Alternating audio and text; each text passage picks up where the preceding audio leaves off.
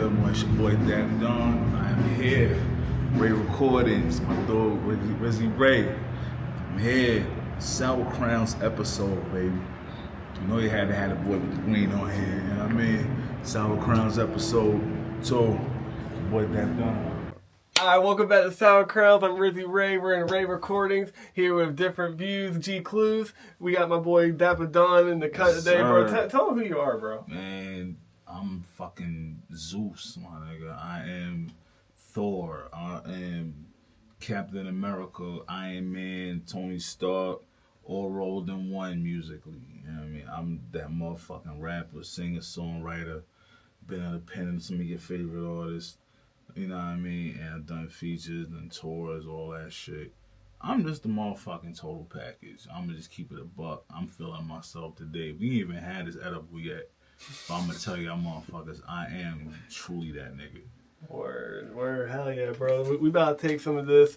It's straight from Hemp and CLT, okay. Delta-8 THC Gummies. It's got 20 milligrams of Delta-8 THC. Ooh. So, I was telling you this earlier, but I haven't had an edible in 6 years. Congratulations. The last time I had an edible was horrific. The last time I had one, I was probably asleep before a show. Word, damn. The first time I had one, though, I hopped on top of a speaker in New York on top, and it was a sold-out show. And I literally got on top of one of them big-ass monitors. What happened? You just like did they... Thankfully, I didn't break the shit off all. I was a lot smaller at the time, so yeah, it was able to hold me up. But that shit was fire. I still vividly remember that whole moment. Like, I got on top of the shit, was doing a song that I had out at the time. Crowd knew that shit, and I'm just rocking with them. I see a sea of people. Now, mind you, the edibles tell me I'm at Madison Square Garden, but I knew I was not. But at the same time, I thought I was because the edible was just that fucking powerful. Yeah. But I made it out all right, so yeah, I think it was good. I made it out okay, safely. Nobody got hurt. Animals were injured. Word. We had a safe time. Well, we're going to make sure you don't stay on top of these speakers. No, I definitely can't stand on the monitors. As shit. Great as they may be, JBL monitors are fire. They are fire as fuck. Sorry, we two studio nerds, man. So you gotta ignore us, this episode. I'll talk about studio to talk all day, and they're gonna listen. All day. I love it. I'm an artist that engineers himself as well, engineers other people, right? Like I said, I'm a total package. Any label that has passed on me regrets it right now. Any label that wants me knows the fucking price is going up. So, it's that simple. And I guarantee you, I'm gonna talk my shit real quick. None of you motherfuckers is fucking with me. Y'all not fucking with me. We can go project for project, song for song, pen for pen. You niggas is remedial. Y'all not fucking with me. There's a handful of people in CLT that I will definitely bow down to. Rest of you motherfuckers is remedial. Get off them fucking, slow ass BPMs. You get off that drill shit, that trap shit. Y'all niggas is not Lil Baby. Get on my fucking level. I'll show you how to use this pen. And you gotta talk about the album too. The album Escape is out right now. That call that shit the new classic, because everybody that's heard that shit definitely calls it that. You know what I mean? And mastered in totality by my brother Rizzy Rey. You know what I mean? Rey Recordings. I truly think this man who elevated my sound, the album is classic. I promise you that. And if you niggas think you are remotely fucking with this album, wake up, think again, try your thoughts over. You're not. Believe me. There's nobody as versatile as me in this whole fucking 704. I can honestly say, just from having mastered it, every song that came in, I would hear it and it would just blow my mind, because I appreciate I didn't even know what I was expecting when it came in. And when it came in, it's you never know what the next thing is that's gonna happen. It's pure art. It's pure at its finest art. Because I take the craft, I take it seriously. I have a reverence for music. that is it's rare. It's an acquired reverence. It's an old school reverence.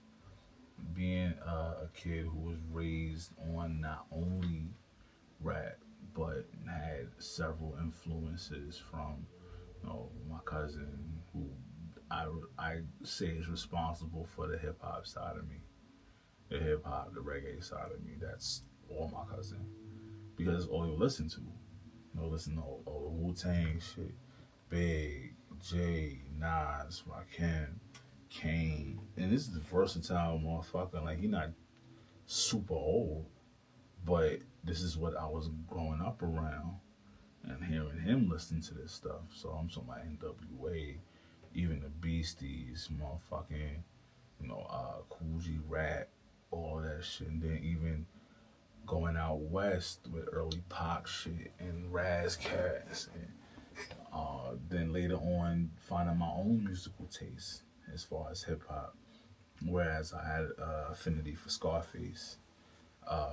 Like I said, take it out west to Mac Dre. Rest in peace, Mac Dre is a fucking legend, a Bay Area legend. Of course, Too Short. Of course, E40 was one of my favorite rappers. I don't give a fuck what nobody say. That's my dog right there. But at the same time, it just gave me a reverence for music. Then you have my dad, who was my R&B side, my soul, funk, all of that. Like listening to groups like Mandrill, Grand Central Station, listening to Bootsy Collins' solo work. You're talking about the Motown sound, the Philadelphia sound, all of those old groups, you know what I mean? Everything kind of just fused me. And then you have your own taste that you grow up with. You got the 90s R&B, you got the early 2000s, which is that 90s, early 2000s is definitely my era of music.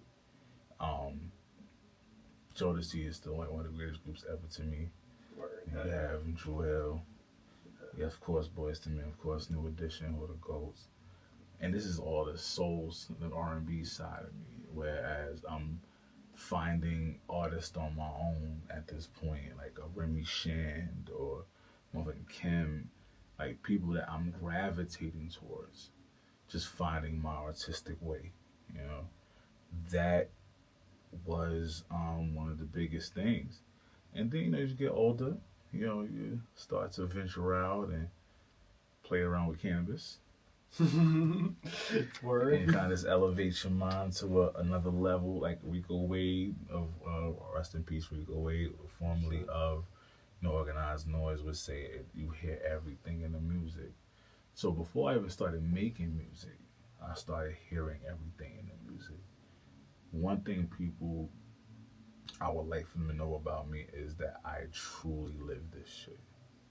Music is everything to me. My day is not right without some sort of music, some semblance of music inside of my day.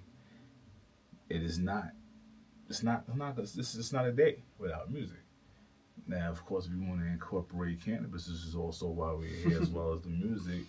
That's my shit. Let me smoke something good. Let me have a good edible, and let me chill and listen to music. It doesn't matter the era, because I'll do some shit like listen to New Birth, or I'll listen to The Main Ingredient. Oh my God, nigga, yes. You don't have to always listen to rough, hard shit just because you smoking. I guarantee you, if you are just having a good time with your strain of choice, I'm a sativa nigga. Word. So, the most I'll dabble to the indica side is a hybrid, because indica means I'm going to sleep. Yeah. But, yeah, put that shit on. Put some Prince on. Yeah. Put some motherfucking Otis Redding on. Word. Put some Bobby Womack. You don't have to fucking listen to rap every time you smoke. It's good. Yeah. That's my shit. Because I'll fuck around listening to Scarface, Last of a Dying Breed album, just cause. Yeah. Or The Fix. I'll listen to that shit. Just NWA straight out of Compton. I'll listen to that. I'll listen to fucking both Ice Cube, Death Certificate, and America's Most Wanted smoking. But give me that good soul shit. Yeah. Give me some shit I can just chill. some Smokey Robinson. You know what I mean? Baby, let's cruise away from. That's my shit. Yeah. Nigga, man, listen. D'Angelo first album, bro, dog. I be trying to put motherfuckers on some good Smokey music. They be wanting to listen to hard shit all the time. I'm like, nah.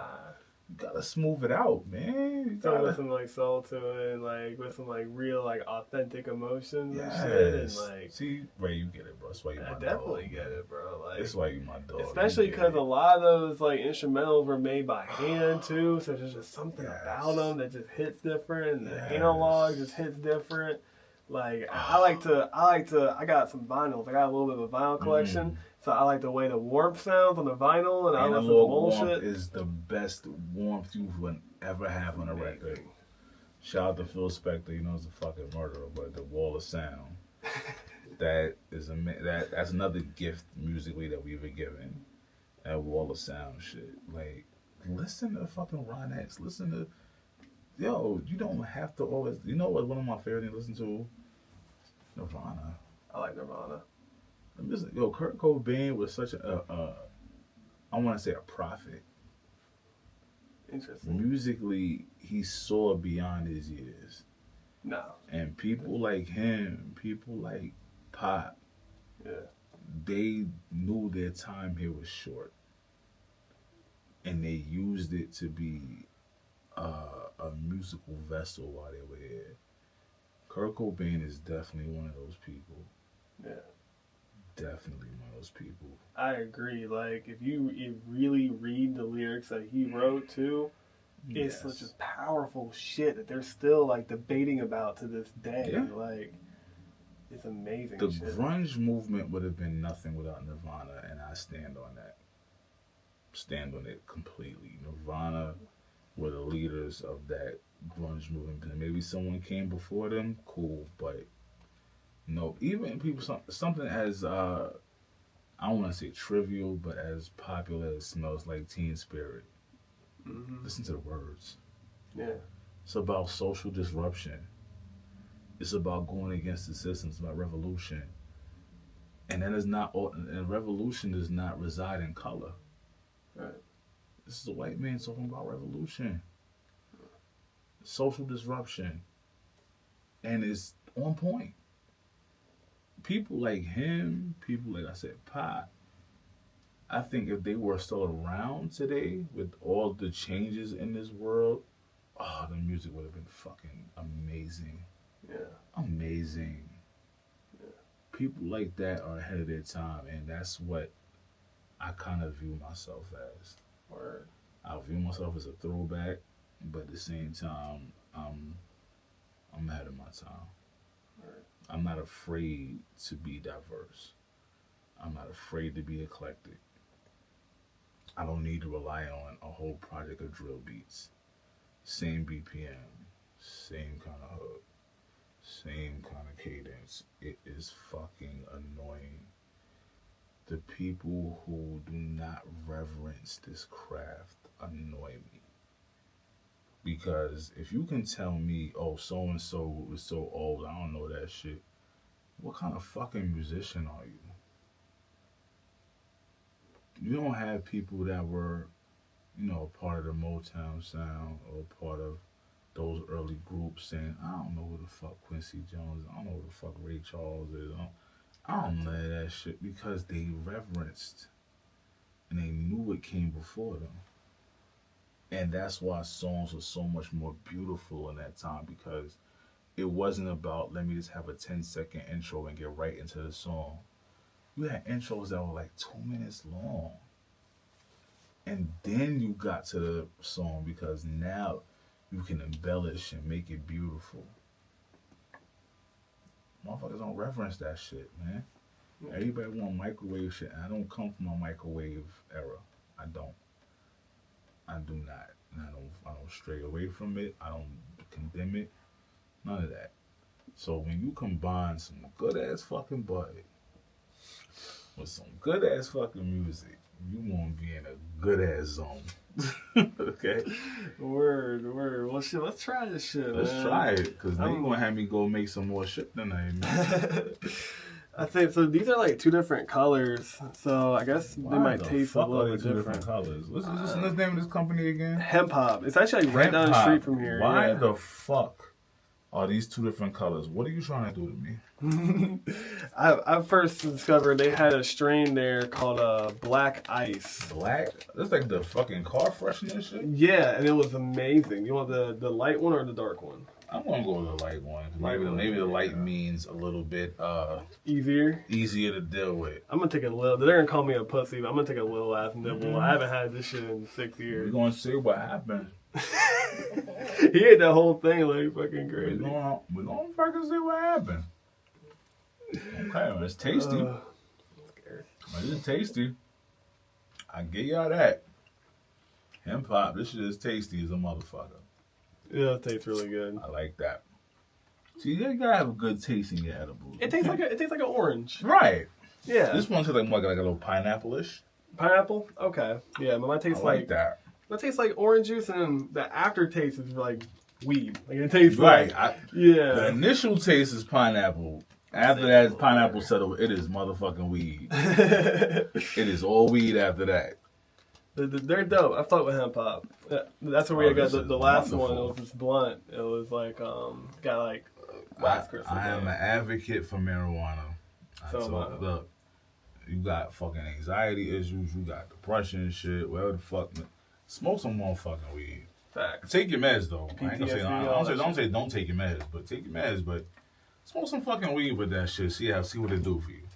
At the same time, like, I mean, if weed's one of those things that affect everybody differently. Like, I know somebody that rips like dabs every day, and you would never be able to tell. Really? He goes to work like construction and shit. Okay. And does good. He building shit? Yeah, he's building shit like he does wiring, like electrical work. Is this fucking stable? It's amazing. He's one of the best like in the city he's in. Really? Yeah. He's a fucking trooper. But then like some people like they can't handle no weed. Like they take a little ass out. I'm kind of lightweight. Really? Can't handle no weed, you know. Really? But I'm a lightweight. Like you know, like I smoke a little bit, you know. What's your strain of choice? My strain of choice, it has to be like a hybrid leaning. Like I used to be indica, now sativa. I'm definitely a sativa person because for me, probably like you said, it affects everybody differently. Yeah. For me, sativa basically is a mind opener. Word. I think that's why I can probably best describe it as a mind opener. Yeah. It helps me to create. I'm relaxed. I'm in what I call my zone. Yeah. I'm in my zone, and it is definitely a peaceful creation spot. It's something I can't really put into words, but I think people who are artists, who are engineers, who are producers, they know that feeling, like that zone. Like once you get to that zone, yeah, you're great. You're in a spot where your creation meets your inebriation.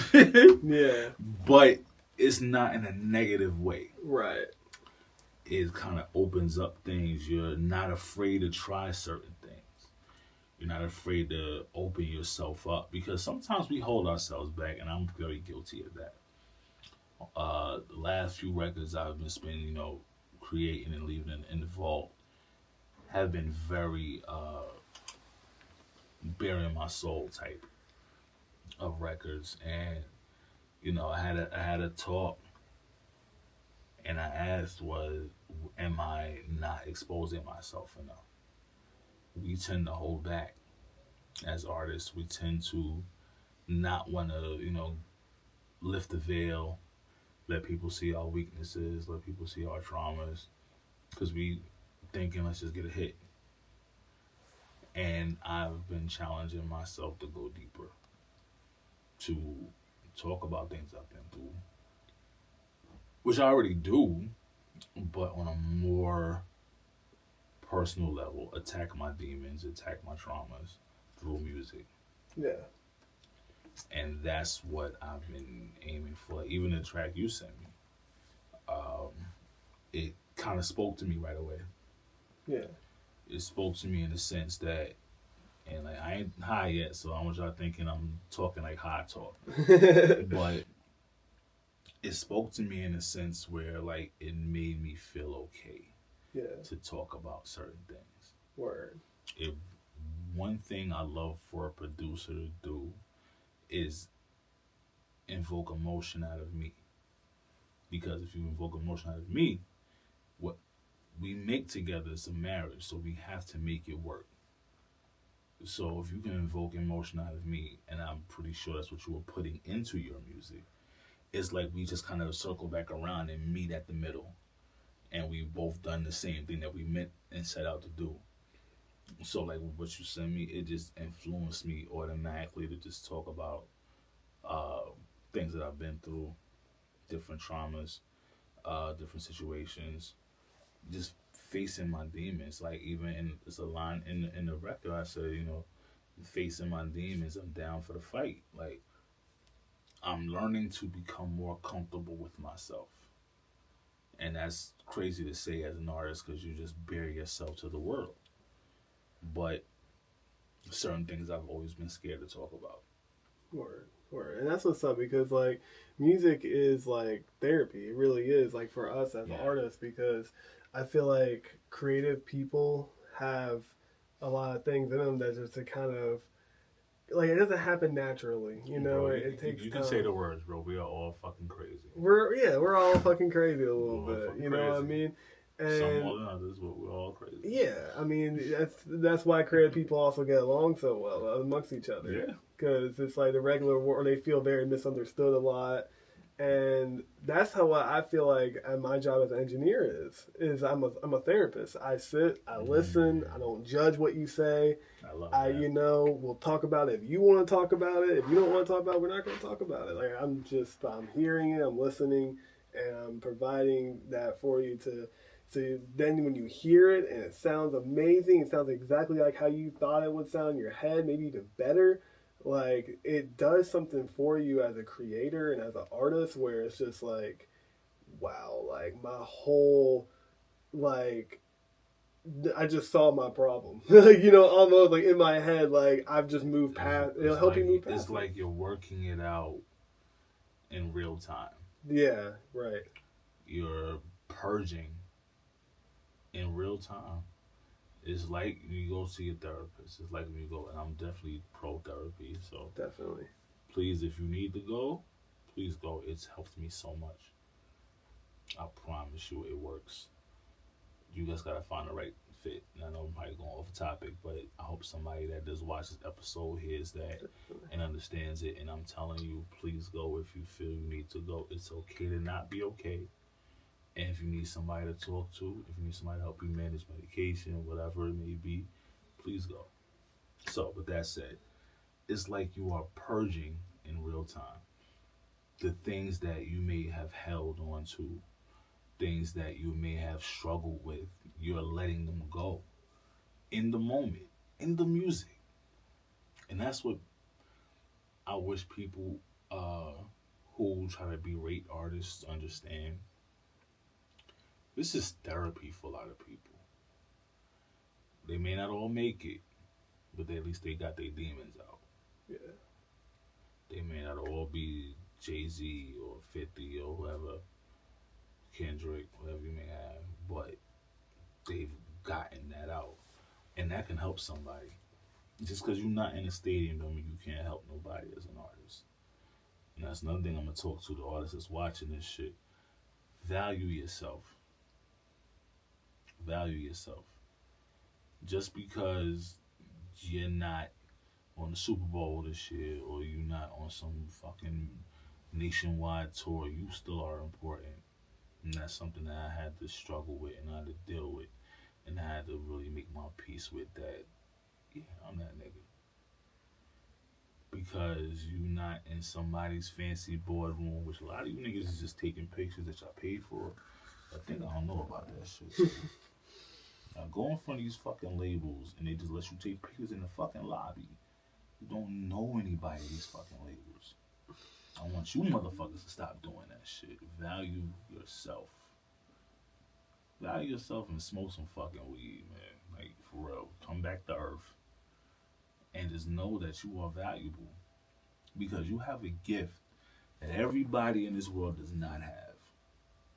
The gift to make music is to be reverenced, it is to be appreciated, it is to be honored because the ones who do it correctly, I'm not talking to motherfuckers who just want to go in anybody's studio and do a bunch of bullshit and think you about to pop.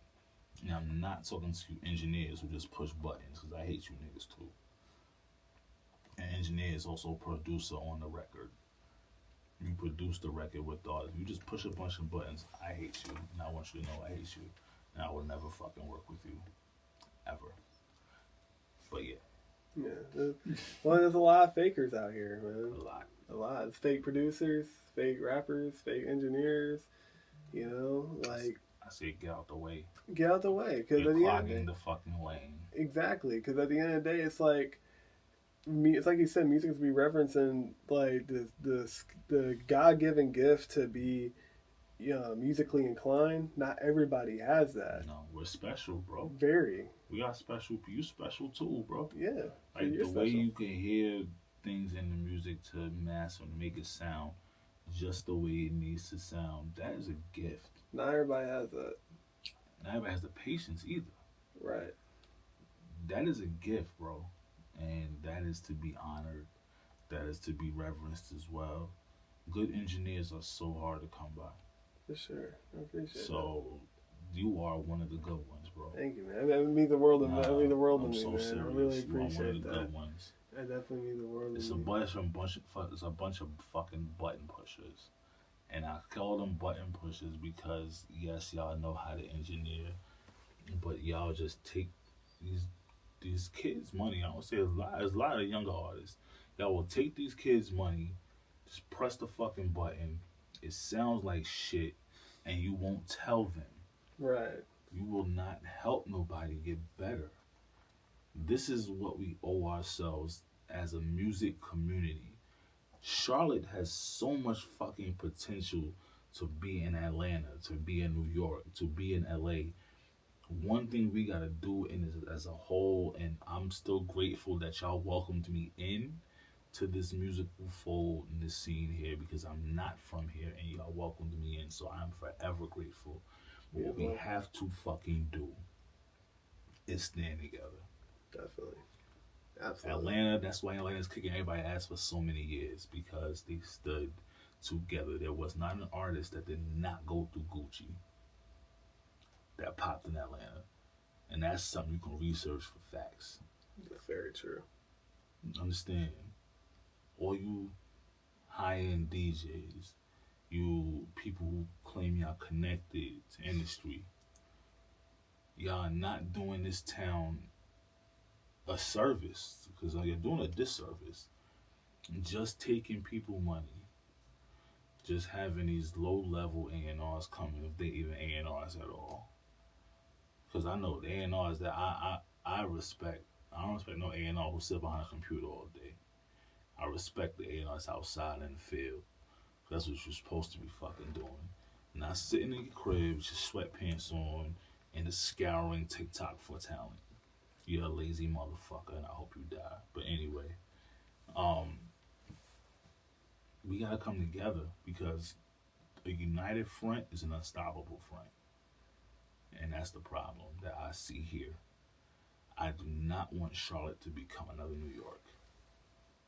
So what do you think happened with New York? Everybody, now let me just clear something up. I ain't run down here because I ain't had no emotion in New York. I've always been that nigga. I've been that nigga from New York down here, Miami, Philly, Cali, Texas, whatever you name it, I've been there. And they know what the fuck I do, so let's get that out the way.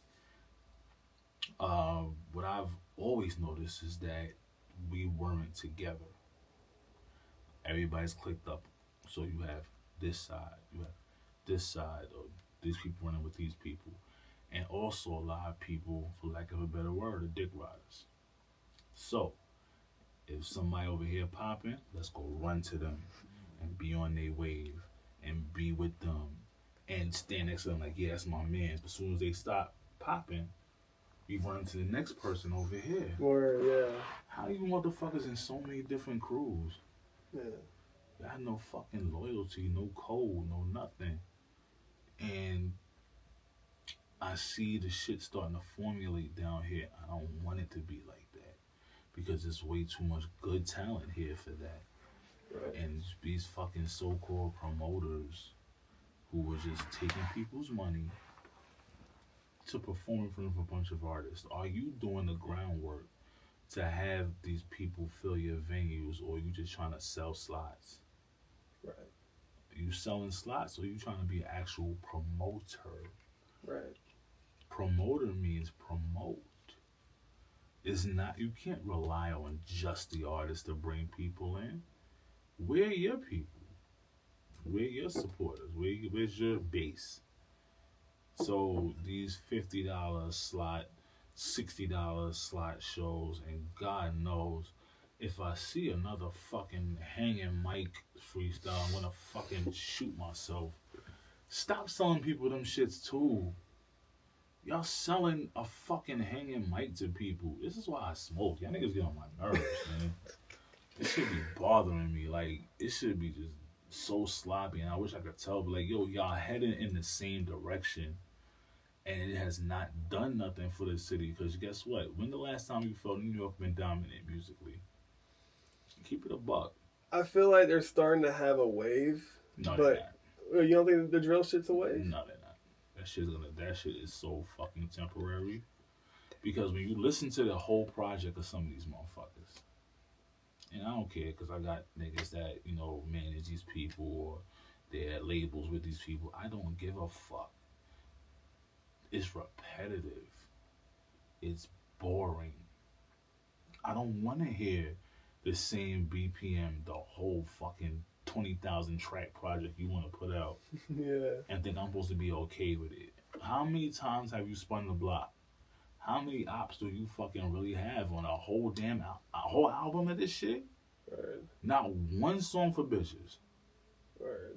Or if you do make one for them, it's about some hood love bullshit.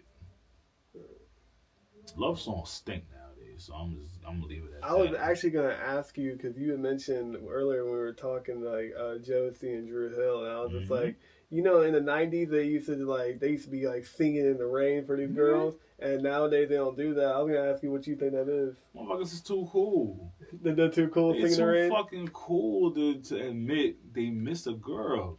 So you know what a lot of people say it is? They say that the girls nowadays they're not worth singing about. But here's the thing that I be trying to tell people.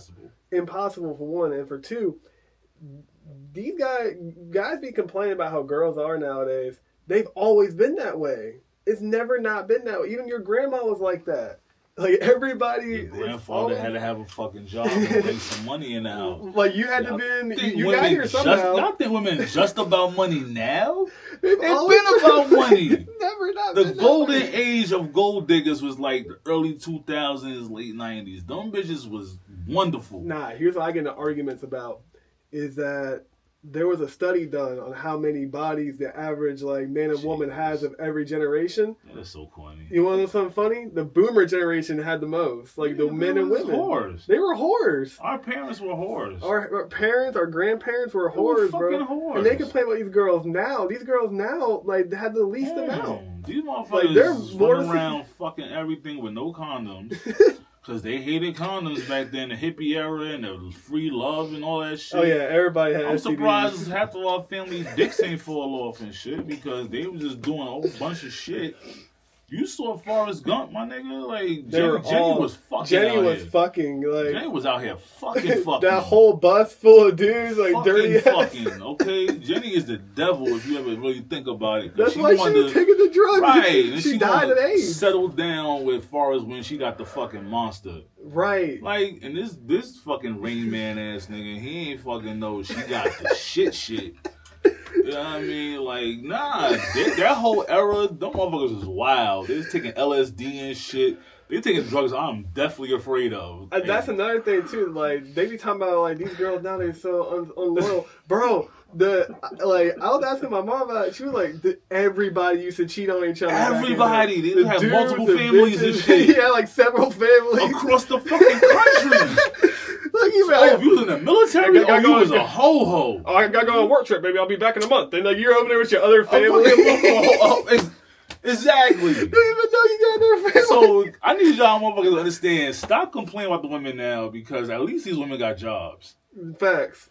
These motherfucking women before who wanted money ain't have a goddamn job, a pot to piss in, a window to throw it out of, and still wanted you to fucking pay everything. At least these women kind of don't need us, my nigga. Like, it's getting to that point. They kind of don't need us. They like dick. That's all I can come up with. They like dick and a few bills paid. They do not fucking need us. So I need y'all to understand that whole gold digger shit. Let it go. Let it go. I made songs about it. Shit, I got a song called Options on Escape. It's about a bitch thinking that you just a trick and that's all you good for. And it happens. Yeah. You charge to the game. It happens. Yeah. Charge to the game and move fuck on from it. Yeah, it's good. There's always been good and bad. There's always been, This is why you smoke weed. It's why you smoke weed. It all goes back to smoking weed. It all goes back to fucking weed because we on Sour Crown. So it all goes back to weed because guess what? When that bitch getting on your nerves, what you need to do, my nigga? Smoke some weed. Smoke some fucking weed. And then if she smoke, it's even fucking better because guess what? Y'all gonna have less arguments. I got a whole Twitter argument. Someone talking about like never wife or girl that smokes weed. I'm like, what? That blew my mind. Are you crazy? You want to? That means you want to fight. Because when y'all both high, yeah, who really feel like we ain't gonna fight when we're high? Like, babe, you hungry? It solves everything. I seen some wild shit lately. Solves everything, babe. You hungry? Yeah, solves every fucking thing right there. What do you want? Like, right? What you want to eat? Yeah. When we make something, when we go pick up something, when we order something. Oh, whatever you want. And boom, everybody's happy again. Y'all watch a fucking movie, and guess what?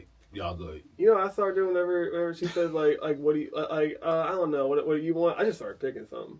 See, you're a smart man. Yeah, because you said what I want. Okay, so I know you and your lady been together for a minute, right? Yeah, we've been here a while. Yeah, for a while. And it was her birthday recently passed or something? It was. Yeah, happy belated birthday. I saw the post, I definitely liked it. Good job, guys. But yeah, like when you wish it, like, man, look. Yeah. Yeah, right. You want to hit this shit? Yeah. She like the hybrid. Like, she a fucking, I just like indica and shit. I can't do it. I need sativa. I can't function after that. I don't want to fight with nobody after no indica. I want to sleep.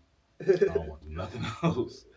But it just all comes together. You gotta love life, man. You gotta love this gift that we have. Life is a gift in itself, but then to have life and then be a fucking vessel of music. Yeah. I'm sorry, and it took me a while to get to this point to just feel like I am more special than people who can't do this. Singing in the shower don't count. God bless you, bless your heart, all that shit, but it's not the same. To be able to take a blank canvas, and that's kind of what I view it as. I take a blank canvas of music. Track is just there. It could just be a beat that someone has given you, sent you, wherever you acquire it from. To take it from that, to paint a picture of a song and make it turn into something. That is a gift. You are special. I don't give a fuck who else I'm talking to today. I'm only talking to people who smoke weed and make music. The rest of you motherfuckers, y'all had it episode 1 or something. I don't know what Lena told y'all, but God bless her. But shout out to fucking Lena Scott. Shout out to Lena Scott. Yeah, hell yeah. Got that joint out now with K Nasty. That shit knocks. That shit fucking knocks. Yo. But be unapologetically you. Be what God gave you and what made you to be musically. And I'm talking to myself too at the same time I'm talking to everybody else. walk in that fucking confidence, man. Like, can't nobody engineer better than you, bro. Can't nobody produce better than you. Like, I gotta walk in that energy. Can't nobody make songs better than me. Can't nobody outdo me on stage, which is a fucking fact. Y'all niggas is boring. Nah, not Coso. That's my dog. Coso was surprise. Fucking Lena can perform too. Fucking, it's Charlotte is just so much. You lazy label motherfuckers. I'm talking probably some of my friends too, and I'll call y'all and tell y'all I said this shit anyway. Come to Charlotte. Come to fucking Charlotte. Stop sleeping. Stop passing over Charlotte to go to Atlanta and look for something. And it's shit right here. The baby wasn't the only motherfucker y'all could find here. Okay, because I'm pretty sure y'all thought that was the one. And as talented as he may be, he's one of many in this fucking city right here. And this is coming from a nigga who been in the city with 1,000,000 tons of talent. And I see it's a genuine article here in Charlotte. So, smoke some weed, make some music. Shout out to Sour Crowns. I appreciate being here. Hell yeah, man. I ain't gonna keep lecturing you motherfuckers all day. Get on your fucking job, man. Smoke some weed. Definitely, man. Definitely. Here, let's look at this beat, man. That shit fire as fuck.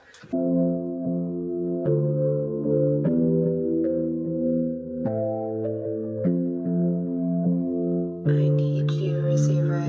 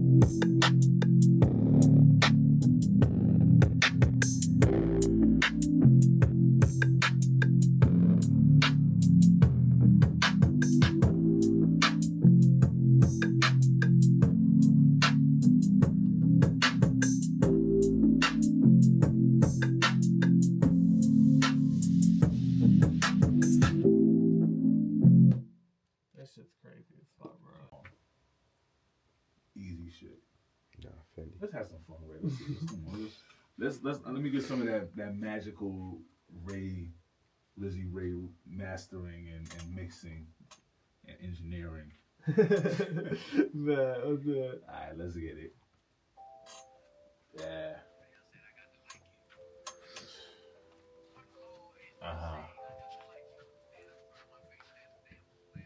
Yeah. They say your measure of a man is how you see the world. Beneath for the mask and the fast girls. All my life try to do right within this world. Made so many mistakes, though my head swirl. I'm sick to my stomach, now I gotta earl. No delight for my plight, see my pain unfurl. The path that we choose ain't always right. Face off with my demons, I'm down for the fight. Went from happy to my heart being dark as night. All I cared for was the next check, the next flight. I heard the Lord say it'll be alright, but I lost my faith along with my sight. That's not a keeper to me. That sounds good to me too. I mean, shit, we can do the overdubs now. We ain't even gonna play around with that shit. So let's go right to the second verse after we get this one done. I bet you gonna go ahead and do the hook. Oh, we...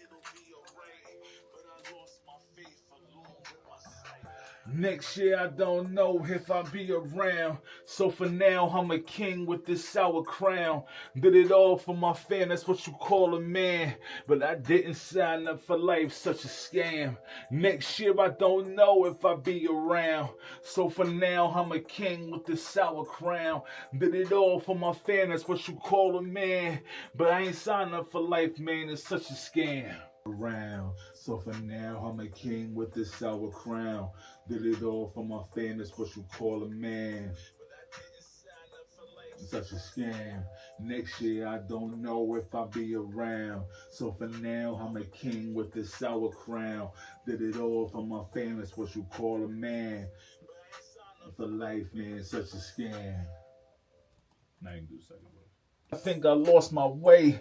I ain't fit for this earth, so why should I stay? Gave my heart and soul to this craft of mine. But still feeling boxed in, I'm pantomime. The joy that I want can feel so sublime. How I feel less and less for every word I rhyme.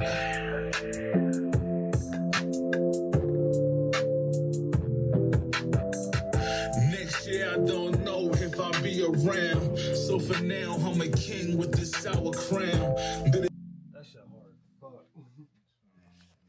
I think from this morning. I think that shit just hit me too. Yeah, I was like, I think that shit just hit him too. At the same time. I'm listening to this song, I'm like, yo, I feel having the same experience. I need some food. Yes, you are. Yes, you certainly are. I need the club tails. Like we were just like normal as fuck. Then I turn around, he was like, "Yeah, man, sure." Yeah, this is definitely shout out to Hemp hop. To hemp hop, hip hop, Same rock shit. top,